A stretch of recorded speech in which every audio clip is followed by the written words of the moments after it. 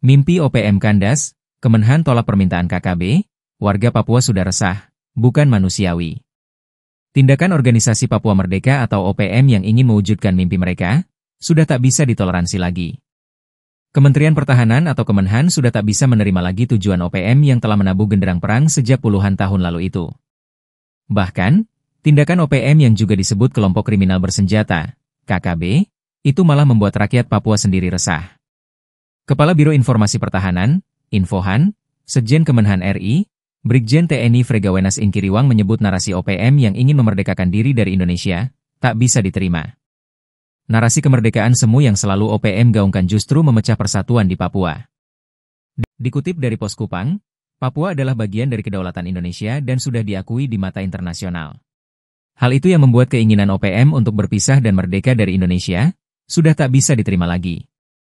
Selain itu, Frega berpandangan bahwa narasi ingin memerdekakan diri bukanlah kepentingan masyarakat Papua, melainkan segelintir kelompok yang mengatasnamakan KKB Papua atau OPM. Dia pun menunjukkan bukti bahwa ada orang asli Papua yang menjadi menteri dalam kabinet pemerintahan saat ini. Kemenhan, lanjut dia, terus mendukung kebijakan pemerintah pusat dengan segala sumber daya yang dilakukan, baik dalam konteks militer pertahanan maupun mendukung pembangunan daerah. Sementara itu, tindak tanduk OPM yang telah melakukan serangkaian aksi kekerasan hingga memakan korban jiwa di warga sipil, membuat warga Papua resah. Tokoh masyarakat Papua, Martinus Kasuai menilai, langkah tegas aparat sebagai bentuk perlindungan nyata bagi masyarakat Papua yang selama ini menjadi korban kekejaman kelompok separatis bersenjata. Ia menyebut bahwa tindakan OPM yang tak manusiawi dengan membantai belasan orang tak berdosa tidak hanya mengganggu keamanan dan meresahkan, namun juga telah menghambat pembangunan. Ia menambahkan bahwa kehadiran aparat di Papua bukan untuk menekan rakyat, melainkan menjamin keamanan agar masyarakat bisa hidup dalam ketenangan dan ikut menikmati hasil pembangunan yang dijalankan pemerintah pusat.